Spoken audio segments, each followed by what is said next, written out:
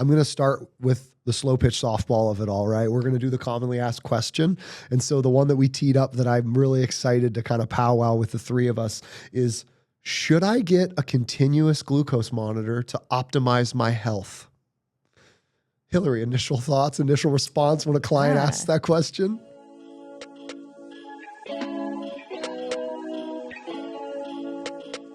This is something that I never expected to be asked because CGMs or continuous glucose monitoring systems were so dedicated to diabetics. But with all of the technology and wearables now, that is something that I would say I get asked on a weekly basis.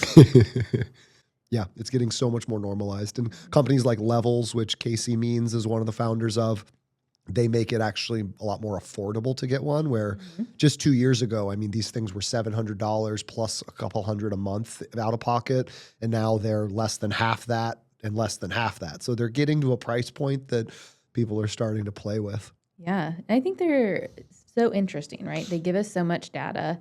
And if you are a data person, it allows you to see that data and say, well, what do I do with that data now, though? Having a relationship with the data is an important piece of this puzzle. I know for me, I've seen CGMs used a lot over the years, but it's mostly been in like ultra endurance athletes and like very, very intense athletes where there's a lot of interest in that data, but it's because they're pushing their systems in a way that's so over the top that any metric is going to be somewhat useful. But when you get out of that like hyper volatile 100-mile athlete and into the more and more normal human, this data starts to become a little bit questionable in terms of how it's used and if it's actually really needed. What do you see, Brad?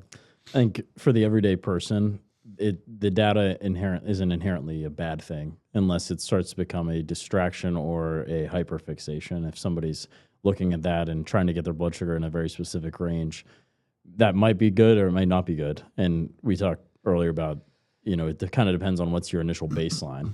And an example I'd use that's similar is with steps. If somebody says like, oh, how many steps should I get in a day? It's like, well, maybe just a little bit more than what you're currently doing. So what should my range look like blood sugar wise? And it's like, well, maybe let's look at what it is right now and see if there's any notable or clear place where it could be improved on. But at the end of the day, like that is not inherently bad, but it might be a distraction from things that are more important or more valuable. Yeah.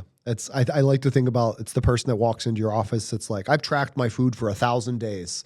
And it's like, cool. What have you learned from that? It's like, well, nothing. I've just tracked it. It's like, that isn't the point of tracking. It's not just to task it and do it. It's actually to extract meaning and information. And so with any data, the question is, what are you doing with it? And if you're going to do something with it, you likely need to have a reference point. And that's what's tricky with CGMs is a lot of the, we have aims for type 1 diabetics because we're trying to manage certain things. Those aims can be somewhat used for the gen pop, but there's such diversity in insulin sensitivity and response amongst people and foods. And I think a lot of times this data, if not used appropriately, can cause people to become almost overly rigid. Like there's this idea that because the goal is to have like less volatility in blood sugar, people chase that all the way to like, oh, there should be like no volatility. And next thing you know, people are trying to maintain, and I've watched this happen. They come in and they're trying to maintain blood sugar values that are just completely arbitrary and not actually rooted in health. It's like, yeah, like if anything puts me over 110, I don't eat it. It's like, well, a normal person eating normal food at optimal thriving health should have a blood sugar go over 110 multiple times a day.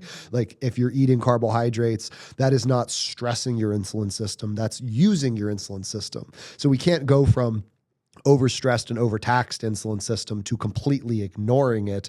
There's no nuance there. That's an overcorrection essentially. Yeah. So I think that's what you tend to see is a lot of times the problem is the data-driven people tend to be highly obsessive and highly neurotic. And so they have a tendency to take info and go way over the top with it. And so Hillary, any thoughts on like you're trying to help someone use that data well? Are there any tips or tricks that you would give? I think what I like to look at, because the tricky part, like you mentioned, is we don't have good research to say, yeah, if you're not a diabetic, this is where your fluctuations should be. And so we do have to use other lab metrics. So if we don't have other lab metrics like a fasted insulin or leptin levels, ghrelin levels, whatever we're looking at, I think a really big thing I have people focus on is let's track your blood sugars, let's track your food. But I think to give us the valuable information, we want to look at how's energy, how's hunger and satiety. Are you seeing body composition changes if that's something that you're focused on? Like, do you notice digestive changes? What are these other factors that affect your day to day and you can physically feel in relation to what the blood sugars are doing? Yeah, so making sure the subjective is a part of this objective and maybe allows us to establish what we kind of alluded to earlier, like a baseline where it's, well, first of all, let's better understand what your system looks like given circumstances. And then if we have that baseline, we can then, as we modify things and tweak things, we can assess how that changes the objective data, but we could also be reflecting on how it changes the subjective. What you said too, it reminded me of a client that I was trying to help him break up with his predetermined range that he made up in his mind. And that was one of the things that I finally got him to like get to a point of aha. And this was a couple years ago now, but it was, he was obsessed with these numbers. And then he finally realized that he felt like crap when he was in that range all the time. And it's because the numbers were correlated to him being undernourished. And it's like, you are starving yourself. This is an eating disorder at this point, right? Like you are starving yourself to conform to a range that you made up. And so you've decided this means health, and every other metric is telling you that it isn't health. And so like, where did these numbers come from and why? And so that subjective data of like, hey, if this blood sugar thing is supposed to represent your energy system thriving, you should probably feel like you're energetic or more energetic. You should feel like you're thriving or trending towards thriving. If you're not feeling great, those are some really, really important messages to be listening to. Right. Anything else come to mind for you, Brad? I think, and then to the person that starts using a CGM, but then says, you know, my energy is better and I did lose weight. Something else I would look at is, well, what were all the other interventions that were put in place with the implementation of the CGM? So somebody that starts using a CGM probably is going to start tracking their food. Yeah. So that's going to be a big change to what they're eating, I would assume. They're probably going to start eating foods that in general don't cause as large of a blood sugar spike, which are higher protein foods, foods higher in fiber and all of that. And so it's like, yes, like the management of blood sugar changing might have been a big shift, but you also probably implemented a lot of other things along with that shouldn't go miss. And I feel like we have this tendency to hone in on the intervention that sounds the best and say like, hey, like, you know, this is this new thing. It's a cool device. It gives me all this information. And it's like, yeah, that's awesome. But at the end of the day, you probably implemented other things too that were playing a big role in that. Yeah, You know? exactly. So it's an observation or an awareness campaign that will oftentimes be partnered with a bunch of other interventions. Yeah. And it can be hard to really fully understand what caused what.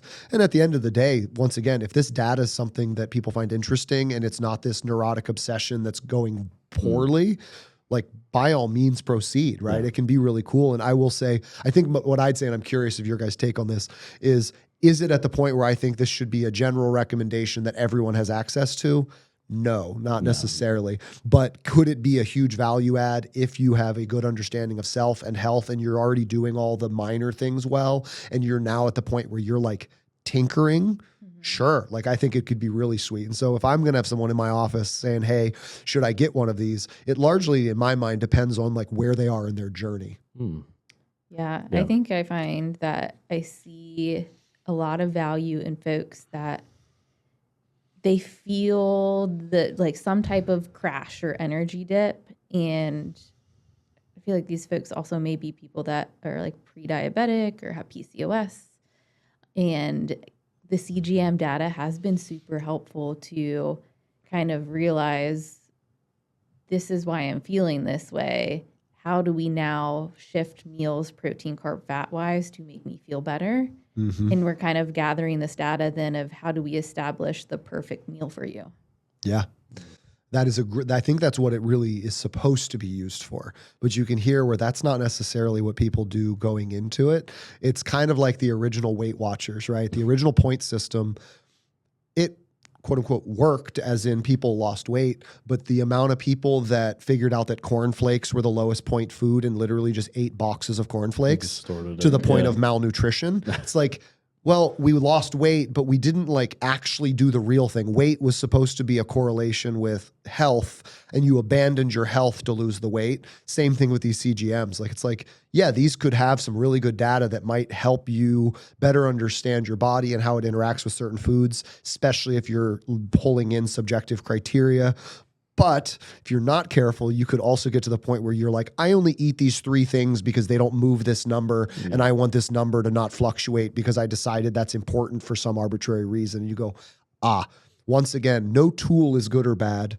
It is how you use it. So I would say to anyone listening, if you want to explore a CGM, probably work with a dietitian or somebody that really understands the data and what you could extrapolate or pull from it, and would be able to encourage you to play around with the foods and then pull in and remind you of the subjective, so that you can start to build a relationship with the data that might actually be meaningful, as opposed to just starting to follow trends, right?